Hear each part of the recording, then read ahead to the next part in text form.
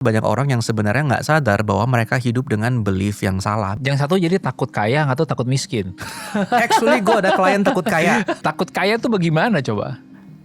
Jadi Kenalin teman gue, Calvin Chandra, seorang penyintas bipolar disorder yang mendalami hipnoterapi karena modalitas inilah yang akhirnya membantu dia pulih. Bagian mana yang sebenarnya bisa di-take care sama hipnoterapi dan mana yang tidak bisa di-take care sama hipnoterapi. masalah yang purely fisik. Autoimun. Autoimun itu sangat-sangat erat kaitannya dengan masalah mental. Terutama apa?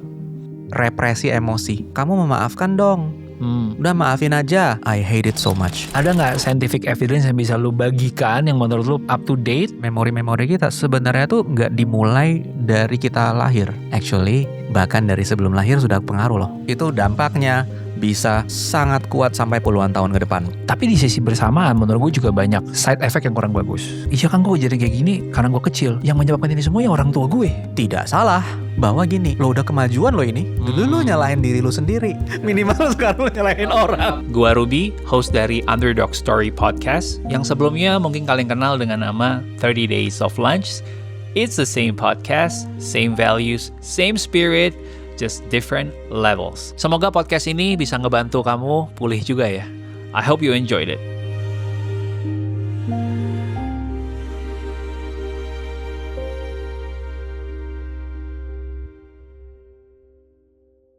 Teman-teman, untuk episode podcast ini tarik nafas yang dalam dulu. Siapin diri kalian untuk mencerna obrolan ke depan, ya, obrolan underdog bersama dengan narasumber yang underdog juga. Jarang banget dia mau tampil, tapi akhirnya hari ini dia mau berbagi keilmuan dia, pengalaman dia, insight dari sisi memulihkan trauma. Welcome, Calvin. Terima kasih for having me here. Hi everyone. Salam kenal. Salam kenal, Vin. Yes. Gue mau jump into pertanyaan yang paling pertama yang menurut gue mengganggu banyak orang. Gue punya teman yang takut terbang. Gue punya teman yang takut macam-macam binatang lah ya. Gue dulu juga sempat takut sama kucing. Yang menurut gue kayak aneh. Tapi ganggu. Tapi mungkin ada ketakutan-ketakutan yang lain yang juga banyak orang hadapin dan bikin mereka jadi gak bisa ngasih versi mereka yang terbaik dalam hidup. Yes. Nah itu gue pengen buka dengan itu, habis itu kita mungkin bisa ngulik trauma yang lain. Nah, boleh. Gimana fobia menurut lo dari pengalaman sebagai hipnoterapi selama ini? Kalau kita lihat definisi fobia ya, kan orang melihat itu sebagai sebuah irrational fear. Sebuah ketakutan yang tidak rasional terhadap ya something. Saya sendiri dulu fobia kecoa. Cuman sekarang sih sudah dalam tahap normal ya, kayak jijik doang. Cuman udah gak sampai harus loncat atau gimana-gimana sih. Jadi fobia itu ada tahapannya. Paling bawah tuh jijik ya? Jijik. Paling atas tuh sampai lu membeku kali ya? Membeku, ya. Saya dulu bisa sampai, misalnya ada kecoa terbang tuh langsung capoeira tuh.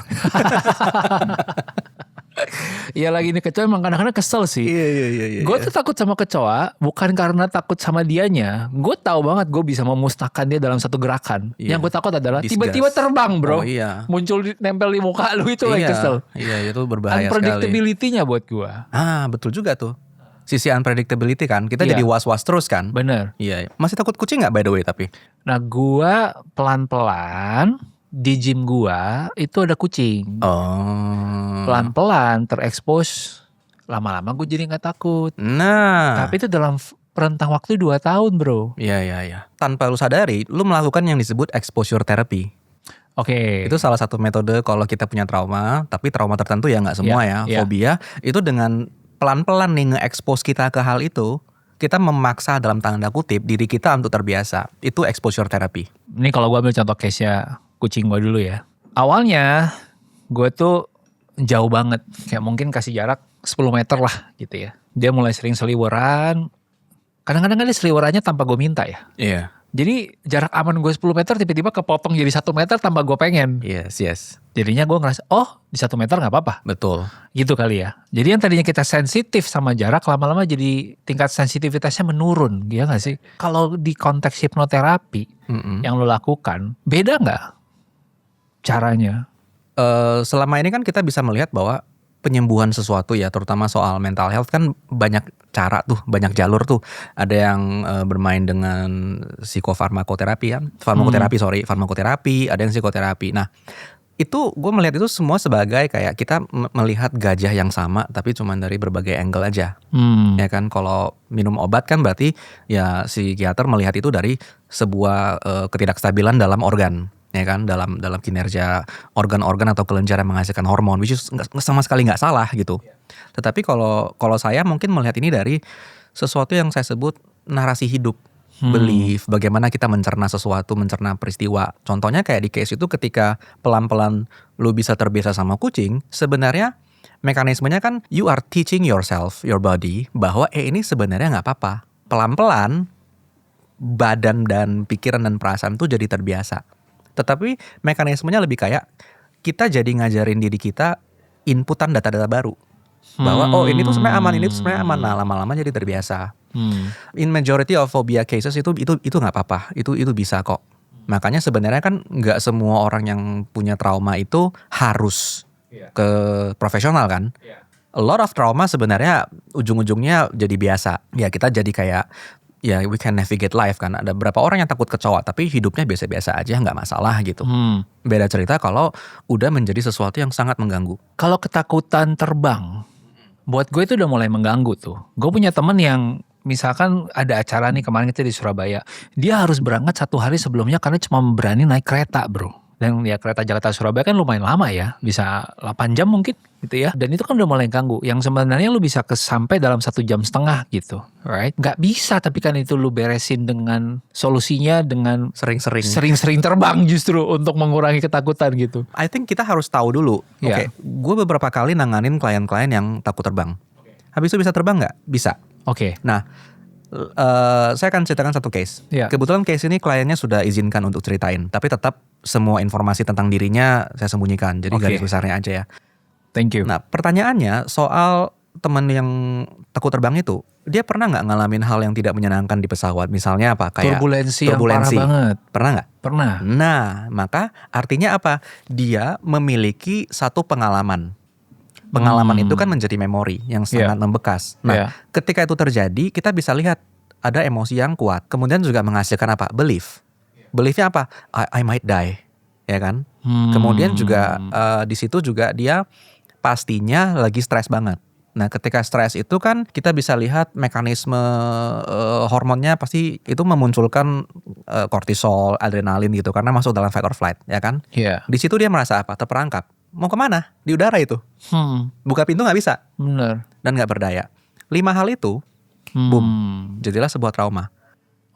Dan ketika trauma itu terjadi, sebenarnya adalah ibaratnya itu, saya akan menggunakan analogi ya. Jadi kayak tiba-tiba otak itu bilang, apa ini? Sesuatu yang berbahaya.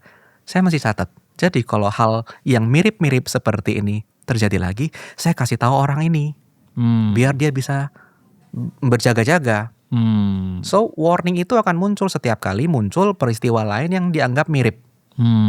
Ya obviously yang paling mirip dengan naik pesawat adalah naik pesawat. Makanya jadi seperti itu. But we can see bahwa otak itu memiliki sistem, a certain memory menjadi apa?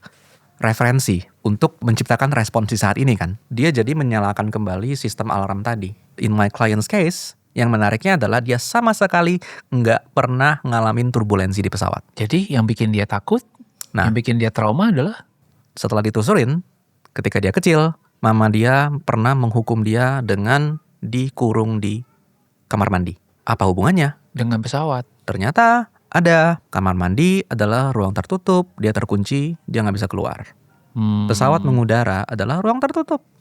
Dia terkunci. Dan dia tidak bisa keluar. Nah ternyata dalam beberapa hal otak itu ternyata bisa salah prediksi. Kesalahan prediksi itu memicu ya emosi yang berkaitan. Nah ketika ketahuan ya udah kita proses dan sejak saat itu dia udah bisa naik pesawat nggak masalah. Lo bisa memetakan bahwa ada 5 syarat terjadinya trauma tadi. Boleh diulang sekali lagi nggak supaya teman-teman lebih bisa nangkep? 1. Pertama adalah kejadian dengan emosi intens. Oke. Kemudian kejadian itu memiliki makna. Maknanya apa? Macam-macam. Biasanya sih yang berkaitan sama survivability. Jadi mode fight or flight gitu ya? Iya. Oke. Nah karena itu pasti akan memicu emosi tadi. Fight or flight tadi gitu. Meaningnya seperti itu. Terutama mengancam sesuatu lah. Perasaan mengancam tadi. Nah tetapi sebenarnya yang dipicu oleh yang memicu fight or flight paling penting adalah salah satu komponen terakhir. Tadi kan yang sudah ada ya, makna, kemudian emosi. Nah, yang ketiga sebenarnya adalah basically kondisi kimia otak. Senyawa hormon tadi muncul, kortisol, adrenalin misalnya. Nah, lalu ada rasa terperangkap, which means kalau terperangkap ya kita jadinya tidak berdaya. Perasaan tidak berdaya sebenarnya dan terperangkap itu yang paling sering memicu respon seperti itu. Dan itu otak merekam itu sebagai sebuah memori, sebagai data yang dia akhirnya ketika ngalamin pengalaman serupa, muncullah Ya, fobia itu. ya responsnya. Masih bisa balik lagi nggak tapi ketika lu selesai di proses ini, traumanya? Pertanyaan bagus. Mungkin sebelum gue menjawab ini, I need to explain more ya. Ya boleh, Jadi, silakan.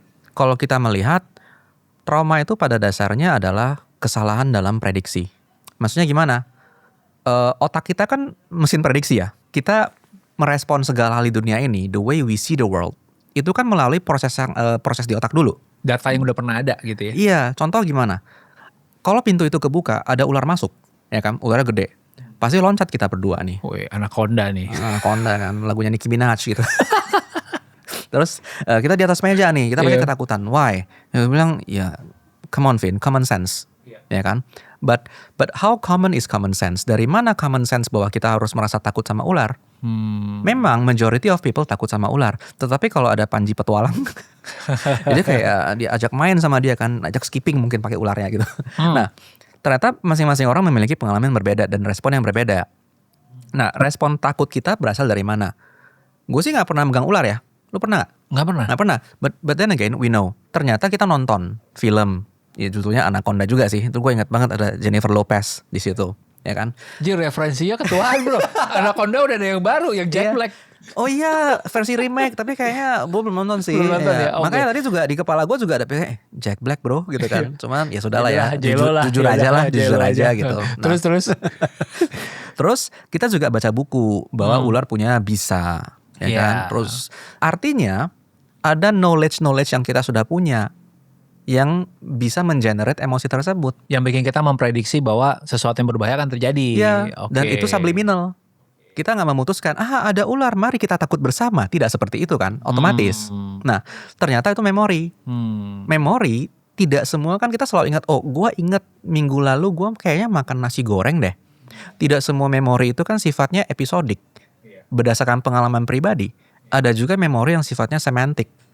Berkaitan sama informasi yang kita terima, yang sudah jadi common knowledge. Contohnya tadi bahwa ular berbahaya. Which means, the brain uses prior experience and information to generate certain emotion. Iya. Berarti kalau sekarang misalnya ularnya masuk, terus ada seorang anak kecil yang belum pernah punya informasi itu. Misalnya bayi umur 3 bulan, nggak bakal takut. Gitu, nggak bakal takut. Diajak main kali ya? Diajak main mungkin. Oh ini lucu nih, binatang apa nih, gue belum pernah ngeliat. Tahu-tahu dibelit, nah sejak saat itu dia trauma. Oke. Gitu. Nah, jadi pertanyaannya, bisakah balik lagi? Artinya gini, simple. Kita pakai logika yang sama aja. Kalau ternyata ini berarti ada prediksi yang salah karena dia mengambil referensi yang dalam tanda kutip dalam keperluan kita, ternyata referensi yang salah. Kalau referensinya berubah menjadi yang baik, bakal balik nggak? Harusnya enggak. Harusnya enggak. Kalau masih ada, simple, 2 kemungkinan. 1, belum tuntas. 2, ada layer lain. Ada memori atau data lain yang masih memprovide emosi yang sama. Itu yang sering kali gue temuin di ruang praktik. Makanya sering banget dalam satu sesi selesai. Sering banget. Although it's not a guarantee.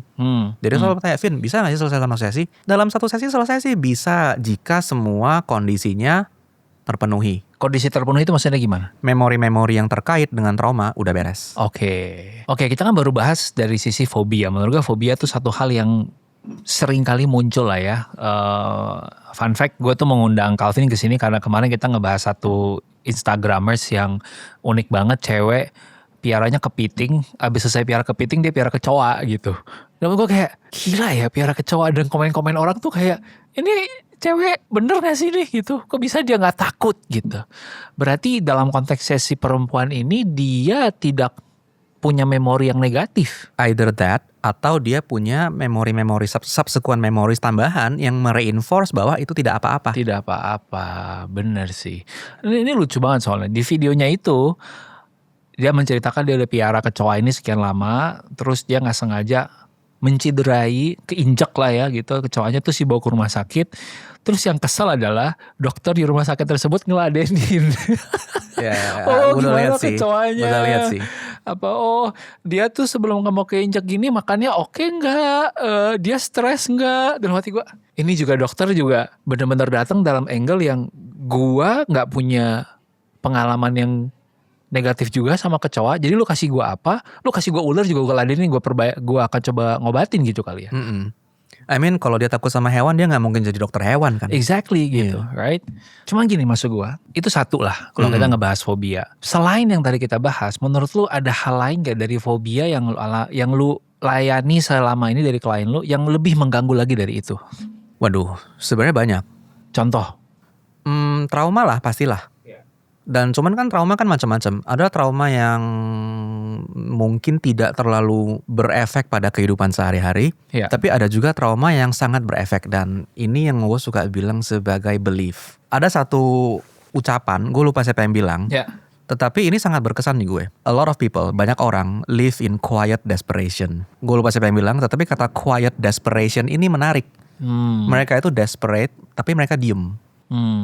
Dan ini terasa ketika gue melihat banyak orang yang sebenarnya nggak sadar bahwa mereka hidup dengan belief yang salah, belief yang keliru, yang tidak membantu mereka. Nah, dan mereka nggak sadar bahwa semua belief itu, lensa mereka melihat dunia dipengaruhi oleh trauma. Contoh misalnya kayak, cari kerja mah susah, gue mah akan miskin terus gitu. Tetapi kan nggak semua orang berpikiran begitu. Ada orang yang berpikir, gue merasa cari uang itu gampang, selalu ada jalan.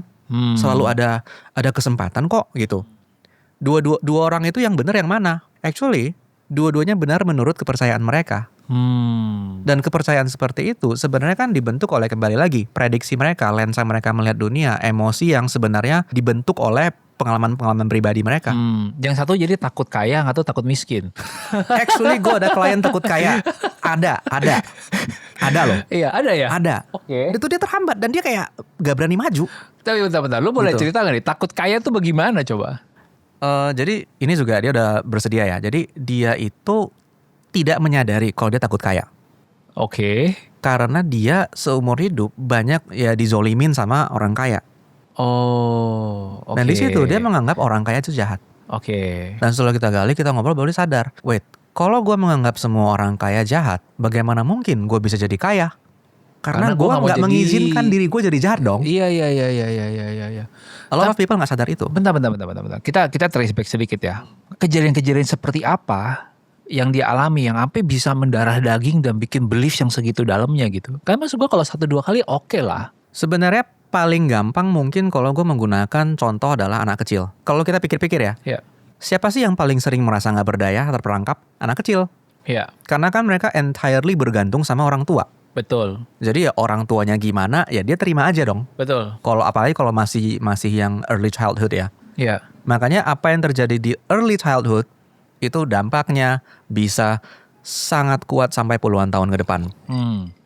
Sering banget. I think 80-90% dari klien yang gue tanganin selalu kalau di trace back early childhood issues. Oke. Berkaitan Oke. sama orang tua mereka. Oke. Jadi bisa dibilang si klien ini pada waktu dia masih usia anak-anak, dia ngalamin dijahatin sama orang kaya. Gitu. Plus juga kan dia juga pasti mendengarkan keluh kesah orang tuanya. I see. Orang tuanya Dizolimin, orang tuanya juga ngomong dengan berbagai hal yang akhirnya mereinforcing belief itu. Orang tua kita kan sangat membentuk kita, if you think about it kan. Jadi gak mesti dia yang alami sendiri ya. Ini Nggak dialami sama orang tuanya dan dia melihat itu orang tua dizolimi. Yes. Karena back again, memori episodik dan semantik. Jadi si klien yang takut kaya ini waktu diproses kejadiannya apa?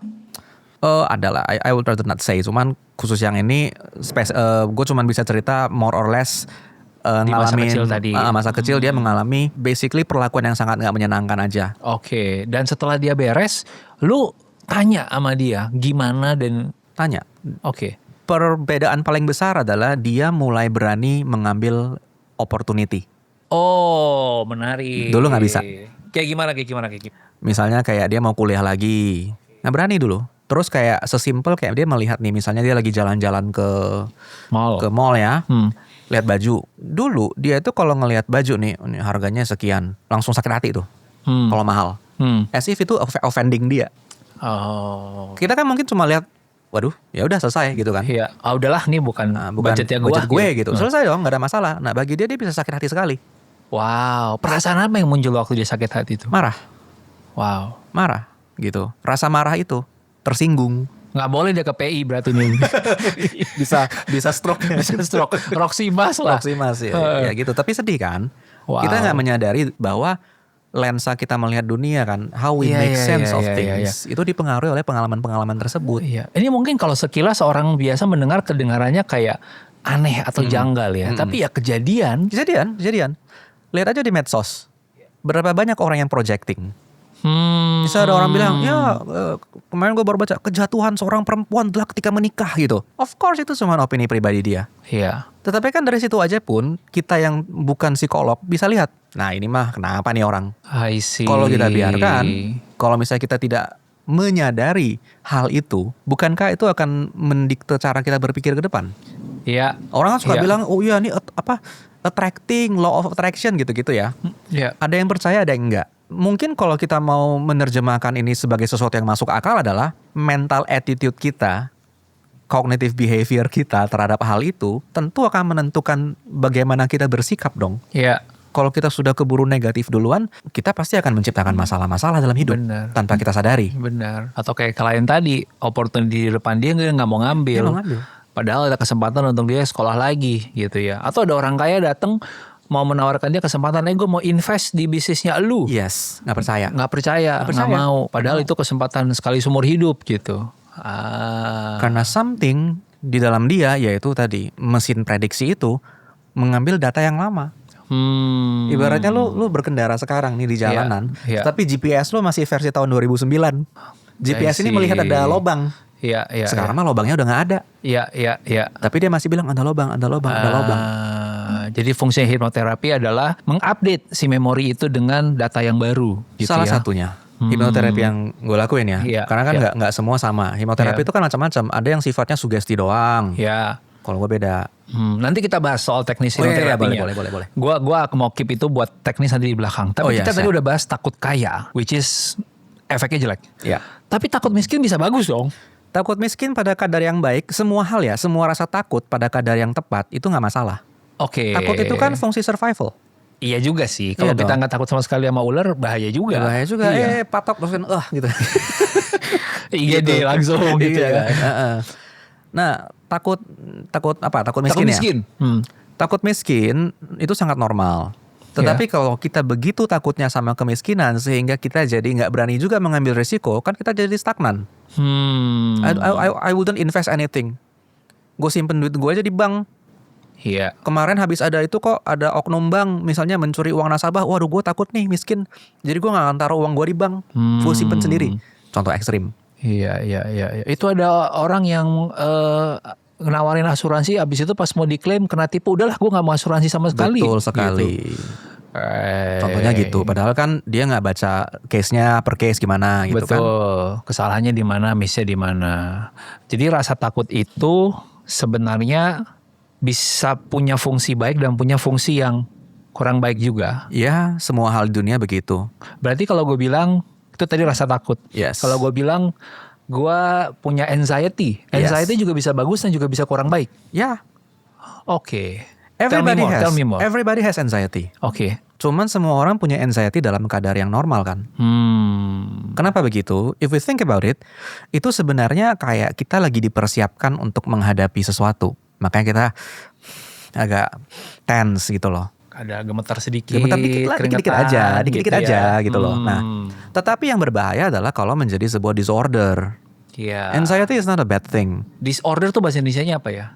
Gangguan kali ya? Iya. Istilahnya ya, gangguan cemas ya. Karena kan udah mengganggu. Oke. Lu misalnya nih, lu gak mungkin gak ada cemas-cemas kecil dong di hari pernikahan lo. Deg-degan dikit lah. Betul, pasti. Iya kan? Pasti kan. Dan itu normal. Kan it's something big gitu. Tetapi kan ketika ada anxiety itu dan lu bisa overcome, it makes you stronger, no? Gitu.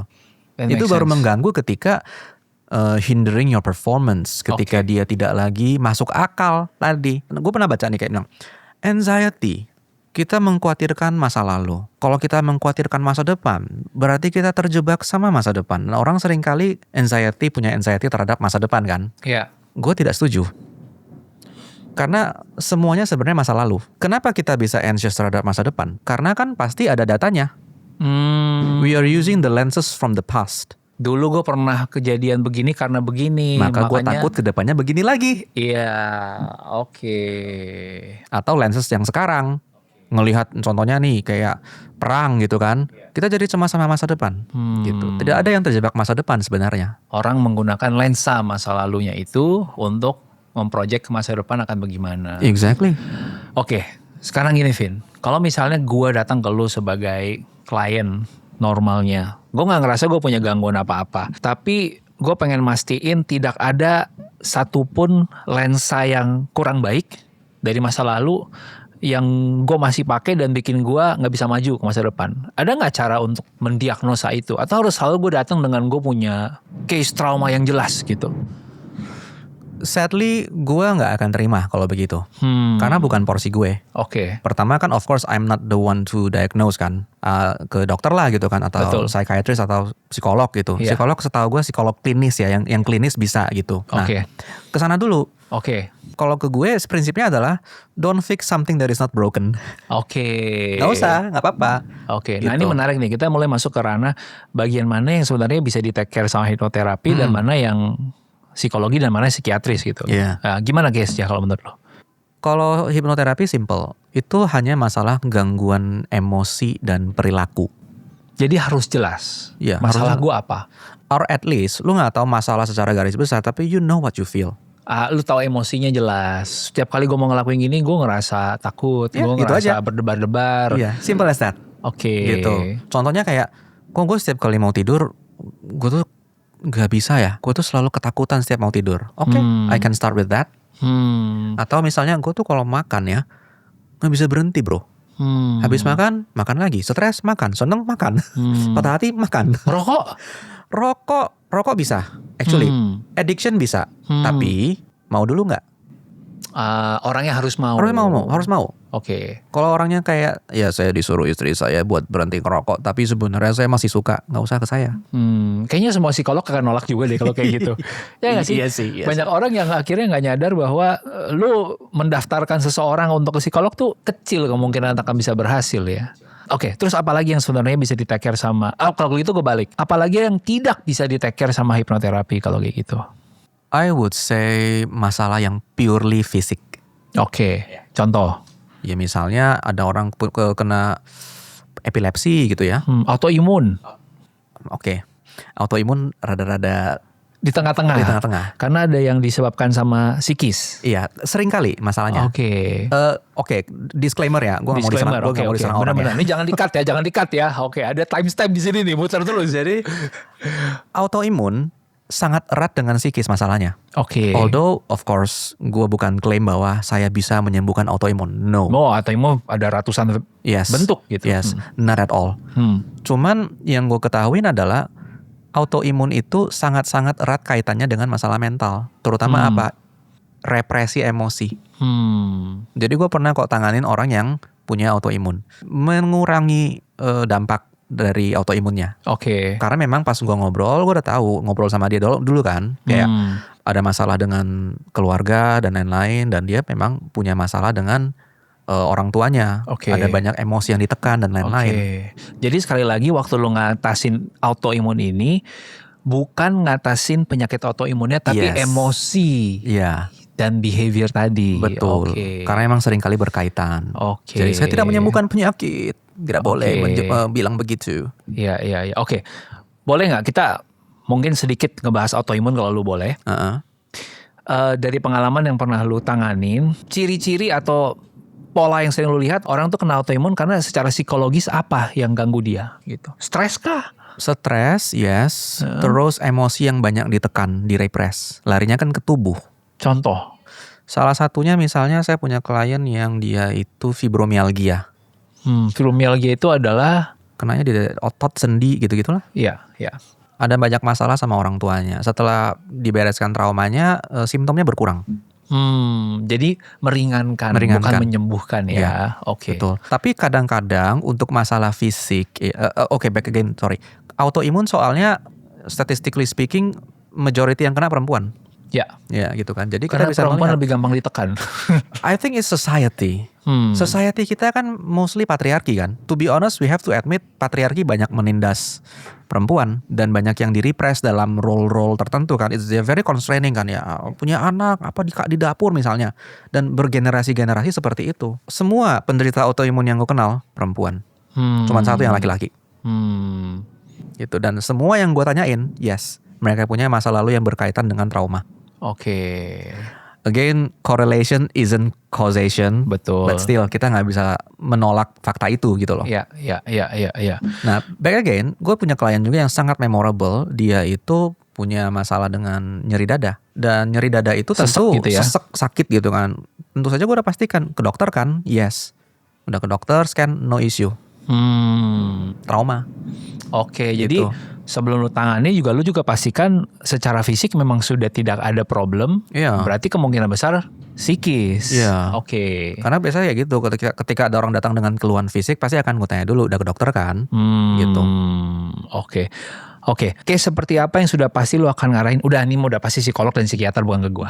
Sifat yang sudah terganggu kemampuan untuk membedakan antara realita dan non-realita.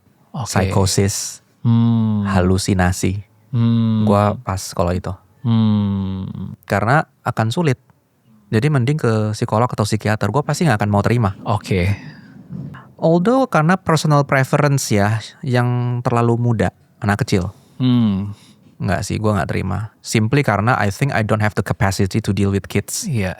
Sama kayaknya juga isu bahasa ya. Setahu gue hipnoterapi itu sangat memerlukan orang yang bisa language. Satu bahasa ya sama kita ya. Yes, betul. Karena mungkin juga culture. Although saya pernah loh ketemu, dia orang bukan daerah Jakarta kan, orang daerah kan. Ketika regresi itu dia ngomong bahasa daerah. Tapi untung masih bisa, itu aman sih. Oke. Sebagai orang yang juga pernah belajar ini, prakteknya masih belum seintensif lo. Saudara seperguruan. Gua belum sempat ngulik sedalam lu dari sisi scientific evidence. Nah, menurut gue juga di luar sana banyak berseliweran informasi yang beda-beda lah. Nah, gue yakin lu sebagai orang yang udah praktek ratusan klien, lu juga udah ngebaca banyak references. Ada nggak scientific evidence yang bisa lu bagikan yang menurut lu up to date atau yang punya basis evidence yang kuat yang lu bisa bagiin ke teman-teman sekarang?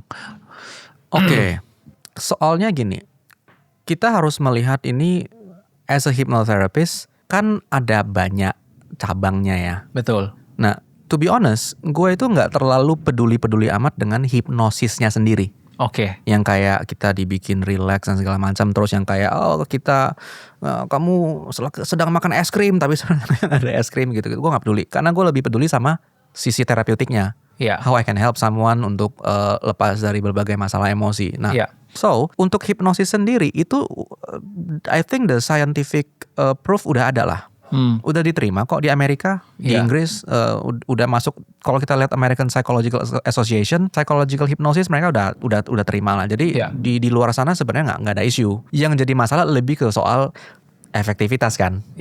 Nah, kalau hipnosisnya doang, as in kayak cuman sugesti lu dibaca-bacain, tentu saja itu sejujurnya in my opinion alias menurut keyakinan saya sebenarnya nggak terlalu efektif amat.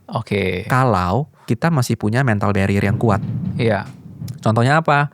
Misalnya ada orang yang punya trauma tadi sesuatu gitu ya. Kemudian gue bacain sugesti, kamu tidak takut misalnya. Atau mungkin kamu berani. Mungkin setelah itu 1 minggu beres gitu ya. Cuman akan kalah dong dengan data yang kuat tadi, yang kita sebut dengan priors ya, jadi already existing belief itu. Nah, berarti kan kita harus beresin ke sana. Nah, di sini yang mungkin mau gue bagikan adalah scientific evidence yang berdasarkan pada riset akan memory reconsolidation. It's quite new gitu ya. Tetapi itu sejalan loh dengan apa yang kita pelajarin. Jadi poinnya gini, memory reconsolidation ngomong tentang bahwa sebenarnya ingatan manusia itu nggak fix. Kalau kita buka file komputer nih, misalnya kayak ada file Word ya, Iya. kita buka, nggak kita apa-apain, lalu kita matiin. Nggak akan ada yang berubah kan dengan data itu kan? Betul. It will just show the same exact thing every time we open and close it. Iya. Tapi pikiran manusia sebenarnya nggak begitu. Pikiran manusia itu sebenarnya rekonstruktif. Dia kayak menciptakan ulang apa yang kita ingat. Artinya itu bisa diubah. Lah buktinya, minggu lalu gue makan nasi goreng apa sate padang ya? Kayaknya sate padang deh. Terus pas pulang ke rumah lihat ada stroke, nasi goreng. Memori kita tuh nggak selalu fix. Nah karena memori itu tidak selalu fix, kita bisa ubah. Dan kalau kita ubah, respon kita terhadap memori itu juga bisa berubah. So that's the whole basis of what I do. Bentar. Gue coba bahasakan dengan sehari-hari ya. Iya. Mungkin gue ambil contoh yang lumayan familiar. Gue tuh sempat penasaran beberapa kali sama efek dari orang jalan-jalan dan traveling. Kenapa ada yang bisa masuk core memory banget? Kenapa ada yang berasa biasa aja?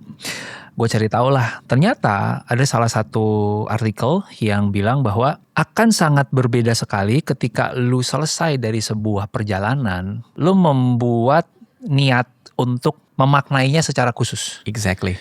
Jadi lu duduk, lu pikirin lagi perjalanan lu 10 hari terakhir, lu pengen makna itu sebagai apa. Nah itulah salah satu alasan kenapa di YouTube gue sekarang gue bikin segmen baru namanya In Real Life, IRL, which is gue plesetin di R di Ruby's Life gitu ya. In Ruby's Life. In Ruby's Life. Nah, saya ganti nama jadi huruf apa ya? Nah, bisa. Kalau lu ICL, In Ruby's Life. ICL apa ya? ICL gak ada ya. Cuman abis trip gue jadi punya satu kata kunci atau satu quotes yang gue pakai buat jadi pegangan. Oh ternyata perjalanan ini mengajarkan gue ini. Yes. Yang sebelumnya kalau gue jalan-jalan, ya udah gue cuma ingat happy-happynya doang. Yes. Tapi ketika gue punya makna baru, gue bisa bilang bahwa this is what it's teaching me. Dan Betul. jadi berubah banget tuh memori gue atas perjalanan gue itu gitu. Exactly. Makanya dalam proses terapi banyak orang mengajarkan soal reframing.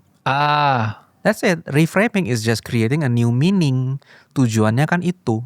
Tetapi kesulitan selama ini adalah it's very difficult to do a reframe kalau the old frame is very very very very strong. Penolakannya di situ. Itulah kenapa butuh dalam kondisi hipnosis. Salah satunya, but it's not the only way. Oke. Karena saya juga bukan fanatik yang bilang pokoknya the best itu hipnoterapi gitu ya. Setuju. Nggak juga Setuju. gitu loh. Buktinya saya punya teknik lain gitu. Saya belajar trauma processing terapi juga. Dari shout out to Dr. Jimmy. Shout out. Shout out. Yoi. Ya, Jimmy Ardian. Jimmy Ardian. Yes. Gitu. PhD. On the way ya. Kita doakan Kita aja doakan. berhasil dengan baik dan gemilang ya. Yes, Karena betul. nanti saya juga akan ke-update juga berarti. Oke, terus. Nah, hipnosis itu kan sebenarnya membantu kita untuk membuka gerbang pikiran kita. Selama ini kan kita skeptis dan lain-lain ya. Karena apa? Karena mekanisme pikiran sadar kita yang logis, yang rasional ini masih kuat. Tapi kita ambil contoh, misalnya lu lagi nonton film, lu barusan beli tiket premier yang 200.000 itu loh, yang bisa selonjoran terus limutan. Iya. Kalau lu sudah beli tiket itu, lu pasti mau menikmati film itu dong. Betul. Lu akan selonjoran, lu akan relax, right? Lu gak akan buka-buka HP. Nggak akan buka HP. Karena lu pengen maksimalin experience itu. And then lu nonton filmnya. Ketika lu nonton film itu dan lu sadar lu sudah bayar 200.000. Lu gak akan kayak menganalisa film itu dong. Lu gak akan kayak ini kira-kira syutingnya berapa hari ya, kameranya lensanya kalau gua lihat ini kayaknya pakai apa gitu ya, gitu. Nggak bakal, lu bakal menikmati itu sepenuhnya. So lu gak akan melihat itu sebagai Brad Pitt, lu akan melihat itu sebagai karakter di sana. Lu akan pura-puranya percaya sebentar bahwa itu beneran. Iya. Dan itu ketika itu terjadi, emosi lu kena, lu bisa nangis nonton filmnya. Karena relax and focus. Hipnosis adalah relax and focus. The same thing sebenarnya. Kalau lu sambil kayak, ini budgetnya berapa ya? Lu gak bakal nangis nonton film itu. Oke. Karena sedang menganalisa, emosinya gak kena. That's really really good. Gimana cara more lu or less lah ya. menjelaskan ya. Iya. Metaforanya seperti itu, analoginya seperti itu. Kita mundur sedikit, Vin. Tadi waktu kita sebelum bahas ini kan kita lagi ngomongin soal rekonstruksi memori. Rekonstruksi memori. Iya.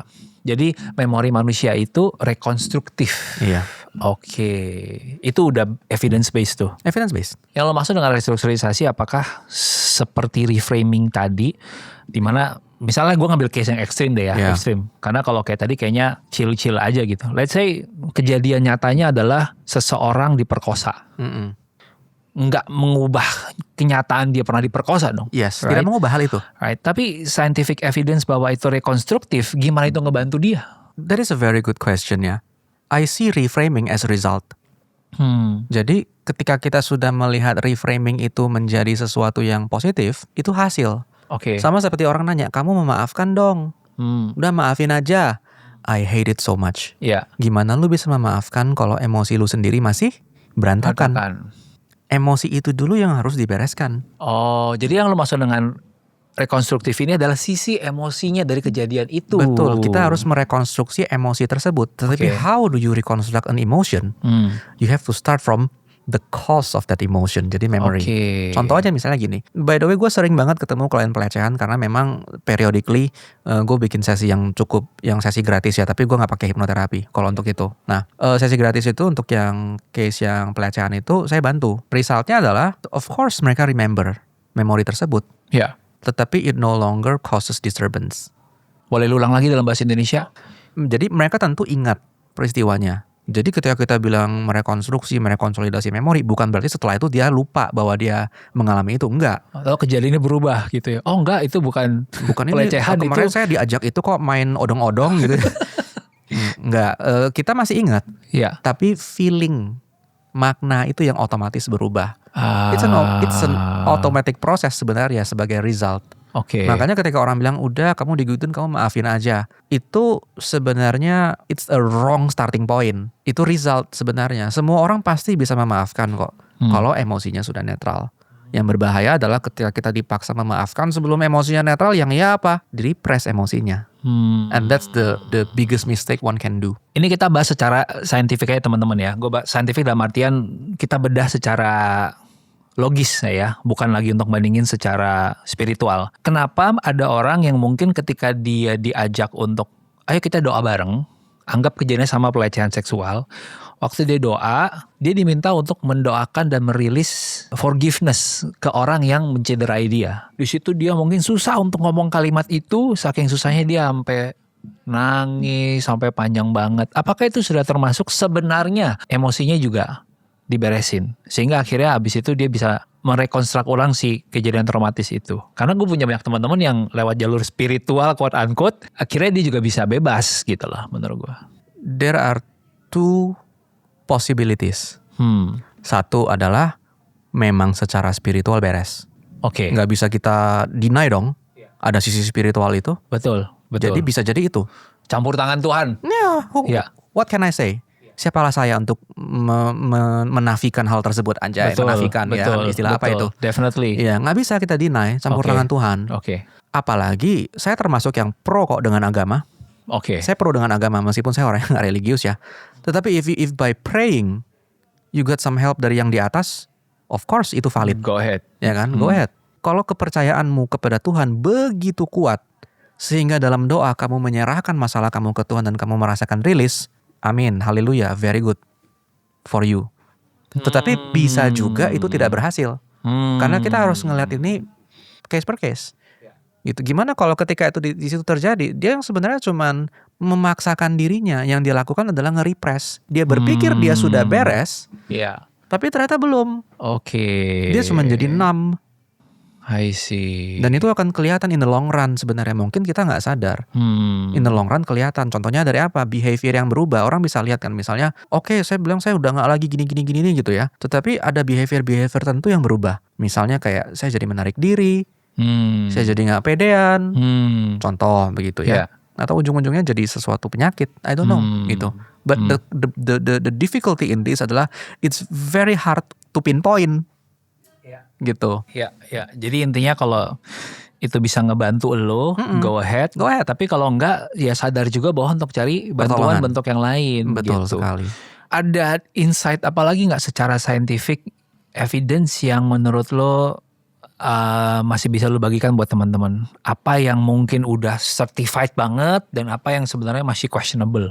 Pengalaman-pengalaman kita dan memori-memori kita sebenarnya tuh nggak dimulai dari kita lahir. Actually, bahkan dari sebelum lahir sudah pengaruh loh. Maksudnya dalam perut? Dalam perut. Prenatal memory. Ada risetnya. Dulu ada sekumpulan peneliti, mereka meriset efek dari learning gitu ya. Learning and emotion kepada anak. Jadi mereka kumpulin 2 kelompok ibu-ibu hamil. Oke. Oke. Ibu-ibu hamil yang pertama, let's say kelompok A. Yang ibu-ibu hamil yang kedua kelompok B. Bedanya apa ibu hamilnya? Yang kelompok A, dalam kandungan ketika dia hamil, mereka semua membacain anak-anak di dalam bayi mereka, basically janin, dibacain ini The Cat in the Hat-nya Dr. Seuss. Kelompok B nggak dibacain. 9 bulan selesai, lahirlah masing-masing dari kelompok A, kelompok B ini. Dikumpulin lagi, disuruh lagi ibu-ibu ini bacain lagi The Cat in the Hat kepada bayi-bayi mereka. Kelompok A mendapatkan fakta bahwa level ngedot anak ngenyot itu cepat ketika dibacain itu. Kalau anak bayi nyedotnya cepat, itu artinya happy. Ternyata mereka kenal loh. Mengingat Dia kenal. A Cat in the Hat itu. Yes. Seneng dia pasti bacain itu. Itu ada studinya. Gitu. Nah, whether itu conclusive or not, sudah melalui meta analisis atau enggak, I don't really remember. Cuman gue bisa mengkaitkan itu dengan case yang gue pernah alamin di klien gue. Dan ini juga dia sudah mengizinkan untuk ceritakan, still tentunya dengan menutup identitas dan detail ya. Jadi dia tuh selalu punya mimpi. Mimpinya ini adalah, dan ini recurring nightmare ya. Recurring nightmare ini dia, mamanya itu selalu mensabotase dia. Jadi dia mimpinya itu kayak di film Walking Dead. Jadi rumahnya diserbu zombie. Oke, kalau di film-film seperti itu, jika rumah diserbu zombie kita ngapain? Ambil kayu, kita itu dong, tutupin dong, dipakuin gitu. Nah, dia sama keluarga yang lain seperti itu. Tetapi mamanya di dalam mimpi itu selalu mensabotase upaya itu. Pintunya dibukain. Kayu-kayu dari jendela dicabut-cabutin supaya zombinya masuk. Aneh sekali. Berkali-kali seperti itu setiap kali mimpi. Ditelusurin ternyata at some point dia ternyata dia merasa dia hampir diaborsi. Ada pengetahuan itu muncul. Oke, kita bereskan. Masalahnya aku bilang kan, karena kita nggak pernah bisa melakukan konfirmasi loh terhadap memori seperti ini kan. How do we know? Nggak tahu. Masalahnya dia tanya ke saudaranya yang lebih tua dari dia kan. Aku dulu pernah mengalami ini ya, kayak mau diaborsi ya. Jawabannya adalah iya, tapi bukan disengaja. Mamanya pernah mengalami kondisi yang tidak sehat selama mengandung, hampir keguguran. So it's half truth. Tetapi kan perasaan terancamnya sama. 5 unsur yang bisa jadi trauma tadi. Dan ternyata memori tersebut disimpan loh sama janin itu hingga dewasa. Setelah gue proses, mimpi itu hilang. No more. Nggak ada lagi mimpi buruk itu. Emosinya adalah fear. Tetapi fear itu berkembang pada akhirnya menjadi anger. Dia respon dari situ sepanjang tahun-tahun hidupnya adalah menjadi marah. Oke. Tapi ternyata di balik kemarahan itu adalah ketakutan yang besar. Gak tahu kenapa marah itu sama orang tuanya gitu ya. Specifically ke ibunya. Yes. Apa sih yang kita dapatkan dari sini adalah jangan bikin ibu hamil stres.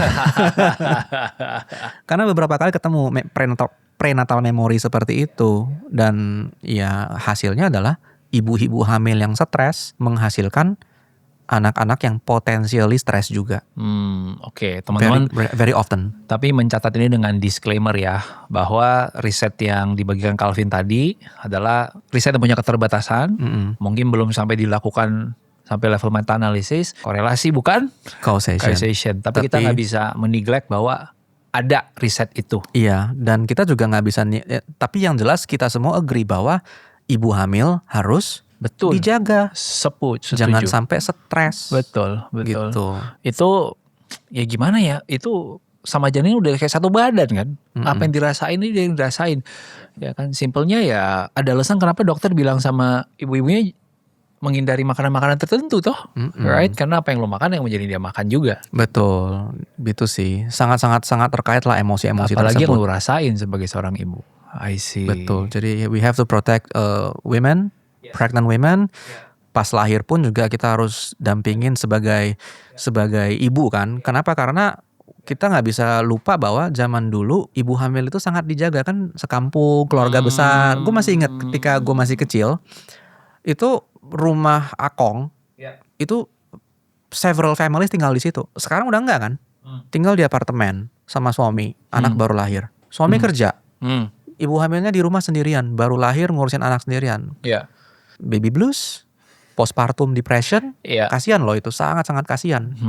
Dan itu pasti akan berdampak sama si anak yang masih kecil itu juga. Dia kan mirroring perasaan orang tuanya. Itu sih yang kita mesti pay attention. Gue mau run through ke lo 2 hal yang menurut gue menarik banget. Gue lagi suka baca bukunya Gabor Mate. Gabor Mate. Gabor Mate, gue gak tahu. Kayak Mate deh. Mate ya Mate kayaknya deh. ada. Dan dia lumayan rame lah beberapa konten dia. Yeah, I really like him. Iya, menurut gue satu dari sekian sedikit yang udah praktek banyak banget. Secara saintifik juga dia ngelakuin banyak research gitu ya. Yang pertama adalah ketika dia bilang gini, I don't advise you to forgive, I advise you to feel the emotion, feel the anger. After that, it will dissipate. Do it not to forgive the person, tapi but to help yourself. Gitu. Ini jadi nyambung sama yang tadi kita ngomong nih. Nyambung. Karena memang gue selalu merasa kalau memaafkan itu residu. Memaafkan itu maybe not residu, tapi result yang akan terjadi secara otomatis kok. Kalau emosinya Beres. Tetapi gue sedikit gak setuju juga dengan ketika bilang feel the emotion doang. Karena gak selalu solutif. Kalau dia kan ini agak-agak sejalan dengan orang-orang yang mempraktikkan mindfulness ya. Solutifnya gimana? Feel the emotion in what way? Think of it as, gue suka menganalogikan emosi itu sebagai orang lain. Oke. Ya misalnya, oh gue lagi marah, oh there is a part of me, there is Calvin yang marah ini, sisi dari gue yang marah. Dia itu sebenarnya cuman butuh. Lu kalau punya temen nih, mencak-mencaknya, lu ngapain? Sini bro, lu duduk sini lah. Ya, ini kayak ngobrol dulu lah. Iya.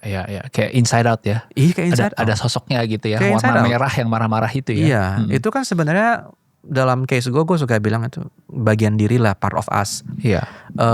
It's a very useful tool. Sangat berguna untuk kita membantu untuk kita melihat ini dari sisi lain. Iya. Gitu kan. Jadi kalau lu punya teman kayak gitu, lu bakal ngapain? Lu punya temenin dong. Iya. Ini perhatiin aja dia. Dia tuh cuma butuh kesempatan, wadah untuk mengekspresikan sesuatu itu. Kalau dia sudah selesai, dia udah kayak, oh, thank you bro udah dengerin gue sebenarnya cuma butuh itu kok. But itu terjadi di dalam sini. Actually itu sangat-sangat berguna until itu sudah menjadi sesuatu yang terlalu besar. Kalau sudah terlalu besar, menyadari doang agak sulit. Bukan nggak bisa, tapi sulit. It might take a long time. Makanya butuh bantuan. Hipnoterapis, psikolog, psikiater. Oke, yang kedua yang gue pengen bahas ke lo adalah coachnya dia yang dia bilang gini. Ini agak nyambung juga sih, tapi menurut gue menarik untuk melihat lo menimpali. When trauma gets triggered, you don't act your age. You act the age the wound was created. Completely agree. Tapi di sisi bersamaan menurut gue juga banyak side effect yang kurang bagus. Yes. Yaitu ketika orang bilang, iya kan gue jadi kayak gini karena gue kecil. Kalau gitu yang menyebabkan ini semua yang orang tua gue. Tidak salah. Tapi berguna nggak? Oke. Buat kita. Dan what? Ya nggak? Iya sih. Iya kan? Ya sudah. Terus apa gitu?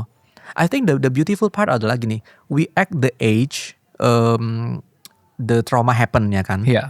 Sebenarnya itu lebih menunjukkan bahwa, again ini analogi, ketika sebuah trauma terjadi di usia tertentu, think of it as sebagian dari kita yang di usia itu terperangkap di sana. Contoh, ada seorang dewasa yang dia punya masalah dengan kecemasan yang sangat besar, kemudian dia suka ke-trigger ketakutan gitu, sama kayak tadi yang di pesawat. Sebenarnya di saat itu, dia yang kecil di toilet itu yang muncul ibaratnya.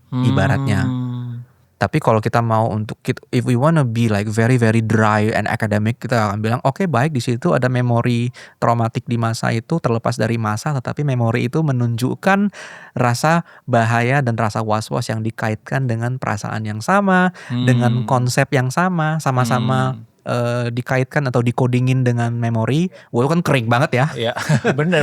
Wah, super dry gitu. Tapi we can see it as tadi a part of us di usia segitu terperangkap di sana dengan pemahaman yang sama. Jadi itu benar.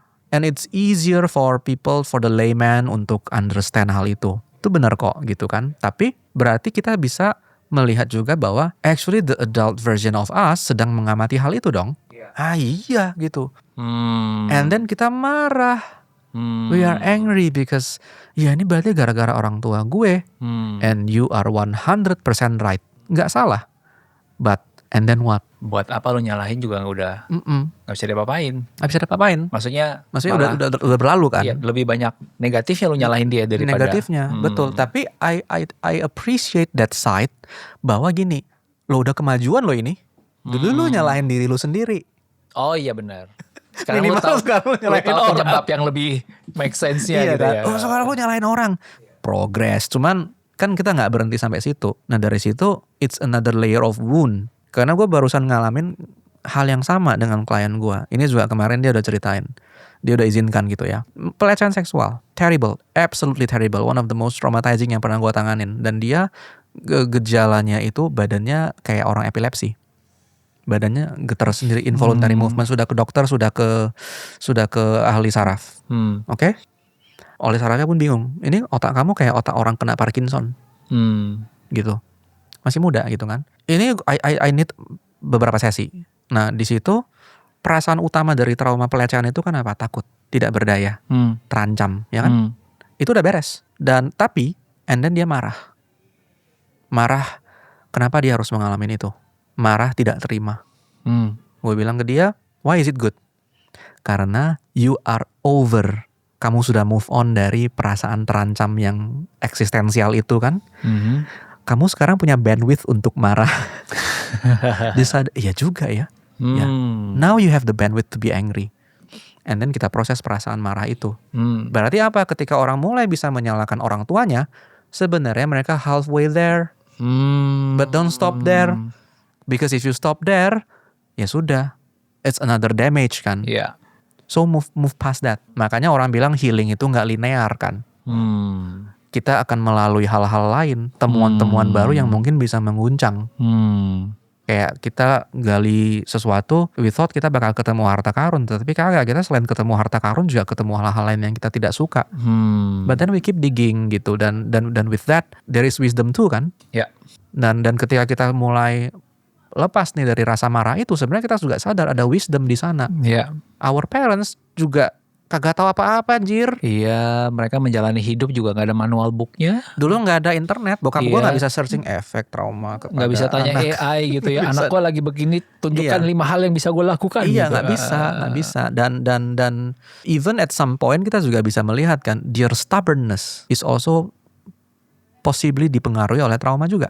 Yang mereka dapat juga dari sebelumnya generasi ya. Ya, I think kita yang millennial, Gen Z, ya kita could potentially be the first generation of cycle breakers of trauma kan? Yep.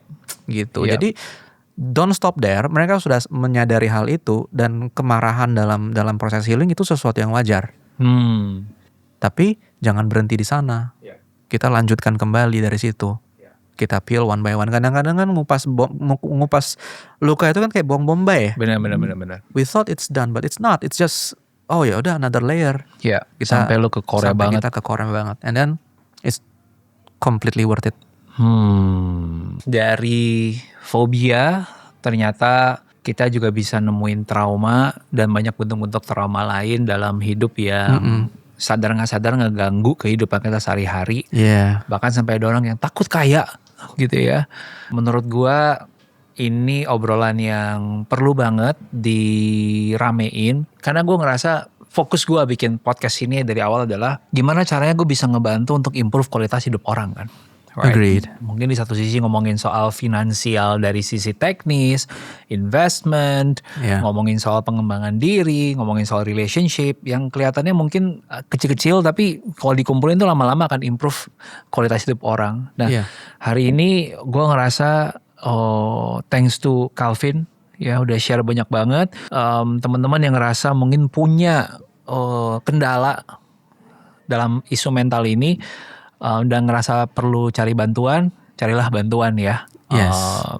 Hipnoterapis, psikolog, psikiater. Iya, nggak harus ke saya doang, banyak yang bisa bantu. Nggak harus hipnoterapi doang. Ya atau lu mau jalur spiritual and it works for you, right? Go ahead. Dengerin ini dengan disclaimer tadi yang kita bilang. Yang gue pengen tutup adalah, ini menurut gue fenomena yang menarik. Karena gue mengalami juga. Fenomena namanya kidult. Right, dimana lo kalau ngeliat sekarang ini pameran-pameran FanCon, terus Clash of Collectibles, tuh isinya orang-orang main Pokemon tapi usia 35-40 gitu ya. Right? Ya, sepertinya mereka secara sadar punya masa kecil yang mungkin menurut mereka belum terpuaskan, atau mereka punya memori yang mereka pengen reconstruct lagi kalau kayak bahasa tadi, supaya menghidupi kembali anak kecil di dalam mereka, dan mereka pengen bahagiain anak kecil itu lagi gitu. Dan nyambung sama yang barusan kita bahas. Baru aja 2 hari yang lalu gue pulang dari trip di Taiwan, gue ketemu sama NBA players yang udah gue admire for so long. Wow. Thanks to NBA Indonesia, shout out, dan NBA Taiwan, bisa ketemu sama Isaiah Thomas. Gue pulang, gue iseng-iseng ngebongkar gue punya gudang, dan gue ketemu satu clipping yang isinya tuh hobi gue zaman dulu tuh ngegambar-gambar gak jelas. Ya, gue ngegambar posternya ADC lah, gue ngegambar Avril Lavigne lah, dan ternyata gue punya clipping koran-koran yang isinya adalah pemain basket favorit gue. You know what?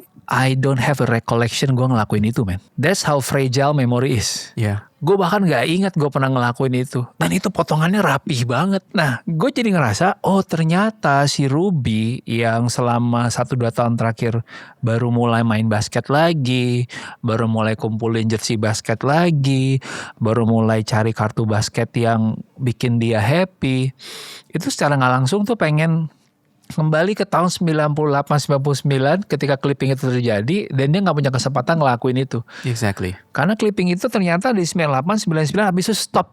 2000 ke atas gak ada sama sekali. Yeah. I didn't have a chance to do that karena gue kuliah 2001 itu gue udah mulai harus kerja di tengah-tengah kuliah.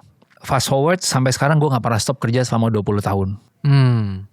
Jadi gue Tanpa sengaja melupakan. exactly, gue punya tuh kecintaan yang bikin gue happy banget. Dan gue sampai lupa terakhir kali gue nonton game basket kapan waktu itu. Yeah. So menurut gue fenomena kidal itu sangat ngebantu gue sekarang banget.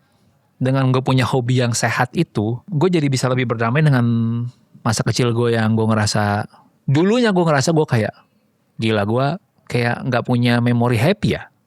Tapi gue sekarang menghidupi itu lagi. Anyway, gue cuma mau tutup dengan itu. Dan gak tahu, menurut lu apakah kita bisa secara sadar merekonstruksi masa kecil kita dengan cara ini tadi, menghidupi kembali hobi-hobi ini? Sebenarnya sih sangat bisa. Maybe if I may add gitu ya. Pikiran bawah sadar dan sadar itu kan simultan, bekerja secara bersamaan. Jadi contoh gini. Of course orang suka bilang bikin inner child happy ya kan. Yeah. Of course it's fine gitu kan. There is always a sisi dari kita yang seorang anak kecil gitu loh. Yeah.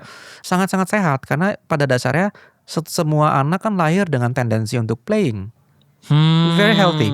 Bahkan ada yang bilang kan, justru selain animal therapist, I'm also an artist kan, gue juga menggambar. Justru ketika orang membuat karya-karya besar itu selalu ada sense of play di situ. Kita harus start dengan a sense of play. Bukan karena demi cuan ya. Seharusnya tidak, although ada faktor besar di situ gitu kan. But it's always a sense of play. Betul. Setelah itu baru kan edit. And Yeah, then we edit everything ya else. kan? And then we edit everything else. Nah, totally fine. Paling cuma perlu aware aja bahwa gini, kita bermain. Tetapi ketika sesuatu sudah menjadi berlebihan, itu aja yang kita perlu aware. Apa di balik itu, ya kan? Something yang misalnya obsesif, something yang misalnya kompulsif atau terlalu berlebihan. Look beyond that. Apa sih di balik itu? Karena sebenarnya semua hal itu, terutama kalau kita bicara soal hal yang obsesif, hal yang berlebihan, itu selalu berbicara tentang kebutuhan yang tidak terpenuhi. Trauma in a sense adalah kebutuhan yang tidak terpenuhi. Karena kebutuhan itu tidak terpenuhi in a very deep level, existential level, makanya dia terus-menerus menyalakan dan menyari itu kan. Itu yang perlu dipenuhi. But kalau kayak harmless activity ya kan, mau koleksi apa tadi, card atau apa ya, selama tidak menguras tabungan hari tua, ya udah dilakukan apa-apa. secara sadar dan perhitungan yang sehat ya. Exactly, karena kan kita juga punya kebijaksanaan dan kedewasaan orang dewasa gitu. Iya. Walaupun mainannya mainan anak-anak ya. Oke. Thank you for sharing that, Calvin. I think that nicely wraps up, menyimpulkan bahwa pada akhirnya emosi yang tadi kita bahas bisa menjadi sesuatu yang baik, bisa juga menjadi sesuatu yang kurang baik. Betul. Kata kuncinya adalah tidak berlebihan. Tidak berlebihan pada tempatnya. Terima kasih for having me. I'm so glad I'm here.